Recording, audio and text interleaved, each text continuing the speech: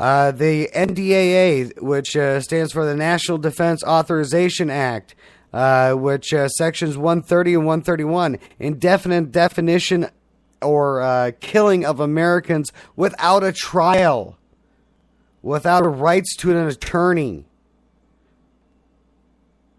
That's right. Indefinite detention of those that they call terrorists. Well, guess what, folks? The FBI has come out and said that people like me, or people that stand out and speak out against the government, are domestic terrorists or homegrown terrorists. So, does it bother me? No, I'm actually quite flattered.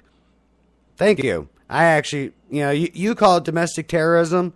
I call it being a patriot. So, apples and oranges, I guess. But now the NDRP, which is, the Monsanto whole scandal. Basically now, farmers that want to grow genetically engineered crops or hybrid crops now have to pay this guy Monsanto royalty fees on top of with part of their profits. I mean, seriously, are the farmers not hurting enough in America? I mean, is it bad enough that that seed cost is so high and yet the farmers don't even get, I mean, they barely break even, let alone make a profit after all is said and done? I mean, come on. These farmers are what is feeding America. That is fueling the ethanol that you might be putting into your car or feeding your cattle. These are the people that feed America. And look what we're doing to them. We're taxing them more. We're making them pay more than what they're bringing in. No wonder the rate of farming has gone down. And now we're seeing more organic farms going up, greenhouses. I mean, really? Has it gotten to the point where we can't just go back to our old grassroots and plant into Mother Earth and sow and feed, and back how it used to be, where we treated farmers with respect, where, if you worked the land, you made a good profit.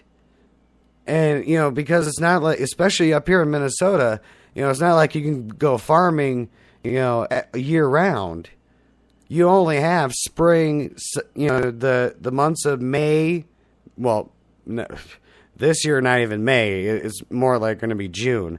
But June, July, August, September, and harvest in October.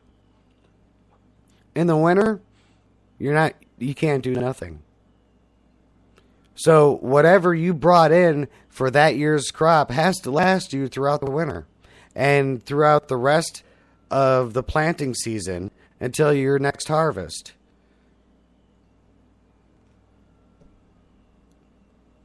I mean, anyways, now looking into the Resistance chat room, we got Dino. He's in there. Welcome, Dino. We got the Lionheart roaring in. And then we got Rick from Taking Back America. Welcome, guys. I'm just talking about the armed, not the armed. Sorry, scratch that. The unarmed protest march on June 14th, and this is actually comes from the coordinator of the event, Diane Atkins, and these are the reasons why they're doing it. Now the other one, Libya. The illegal acts of war, not sanctioned by Congress. If you remember correctly, the Obama administration didn't even have to answer to Congress. I know we posted on the Facebook page, the Resistance Facebook page, but you actually see then Secretary of Defense Leon Panetta stating to the Judiciary Committee or Defense Committee that the Obama administration has taken the stance that they would only need international permission to carry out actions like they did in Libya. That is an actual quote from Leon Panetta. And the chairman was just flabbergasted that the President of the United States and the Secretary of Defense actually believe that they do not need congressional approval to use any military action. Now, granted, I do know that the president has military authority under some executive privilege or whatever, but that's only for like 90 days. I don't know. But but they got the UN and NATO okay, and then they did it. Granted, no boots ever went on the ground, but we dropped about billions worth of dollars of tax-paying dollars down on Libya with bombs and helped them overthrow and kill Colonel Omar Gaddafi. And then what happens? The same country that we helped has Al-Qaeda in it. Yes, Al-Qaeda is alive and well, folks. Contrary to what the president will say, that he'll say that Al-Qaeda is crushed. We have them on the run. No, folks, no. Al-Qaeda was responsible for Benghazi, which Benghazi is a consulate that was in. It was in Egypt. And I was thinking it was in Libya, but no, it's in Egypt, I believe. But anyways, look, all this shit. And then finally, Fast and Furious. And no, I am not talking about the new movie with Vin Diesel and The Rock. I'm talking about the government project Fast and Furious. Gun running to Mexican drug cartels. Giving the Mexican drug cartels weapons. Automatic weapons. Weapons of war. Why the hell would you do that? Seriously. And then now Mexico is petitioning the UN to get United States citizens on the border of Mexico to get registration of their firearms and a list of who has them. And the government is actually wanting to give your registration information, your gun registration information, to a foreign country. Why haven't we impeached this motherfucker yet? Seriously. I know we as Americans, we can take the punches, but enough is enough already. Look at everything. Benghazi, IRS, the Associated Press, Obamacare, the NDAA, the NDRP, Libya, Fast and the Furious. And the list will continue, folks. I can guarantee you that. The list will continue. There's more to be uncovered here. This is bigger than Watergate. This is bigger than Iran-Contra. This is all the cover-ups in U.S. history. You put them together, and this doesn't come even close to it. This president has demonstrated unprecedented policies, executive overreach, anti-American and anti-Christian sentiment, and lack of leadership. It must stop, folks. It has to stop. The insanity has to stop. Go out there, wake up your neighbors, tell them what the president is doing here. He is essentially ripping our Constitution in half, folks. He is pissing on the sacred document that we call the law of the land and pissing on it. And we as Americans, what are we doing? We're sitting on our asses. That's right. We're just sitting on our asses, being on our social media, on Facebook, on Twitter. Get off your fucking ass and do something. If you have to go outside and hold up a picket sign, then go outside and hold up a picket sign. If you have to call your congressman or your senator, then get on the phone and call them. If you have to go door to door to tell people, then do it. If you have to go on internet radio and scream at the top of your lungs to tell people to do this, then do it. My God, Americans, patriots, my brothers, my sisters, my fellow Americans, we must wake up to the tyranny that we are living in. Obama has already got his army laid out. The chess pieces are in their strategic spots. Checkmate is almost upon us. We have to band together. And I'm not talking just conservatives. I'm not talking just Tea Partyists. I'm talking to liberals too. I'm talking the armed forces of the United States military.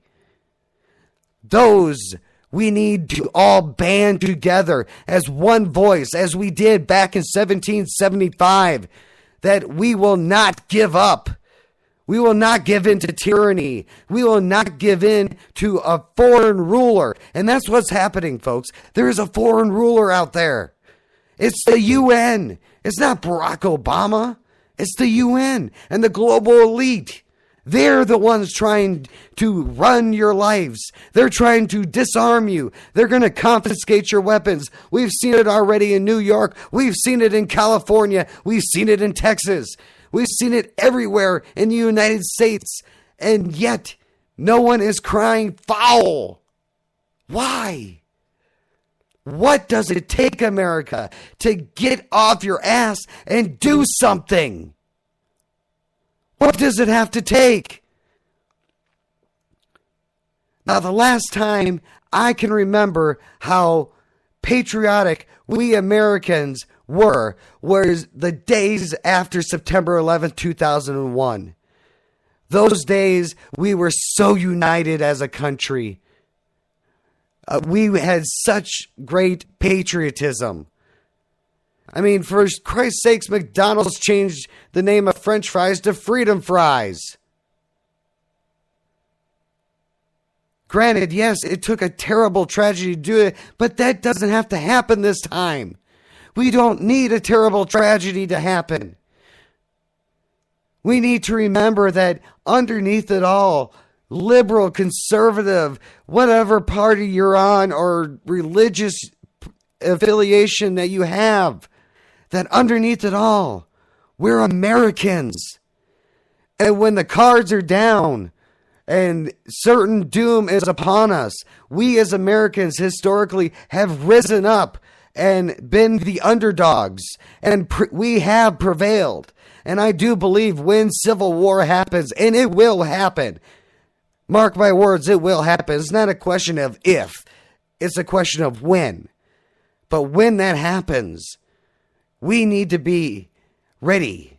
We need to be ready as the people. We need a resistance. And I'm talking law enforcement. I'm talking sheriffs. I'm talking U.S. Armed Forces, citizens, patriots, brothers and sisters, veterans of veterans of all. Veterans especially. We're going to be looking to you for leadership and guidance, because who better to lead the resistance force than those who have been in combat before? People that are highly trained, that have been in the shitter, that have been in this urban warfare. Who better to lead us and train us than these men and women? So, think about it, guys. Get off of your ass and do something. My God. Our country only had the timer is ticking. It's ticking, folks. And eventually the timer is going to run out. and war will be upon us. And the question is, will you be ready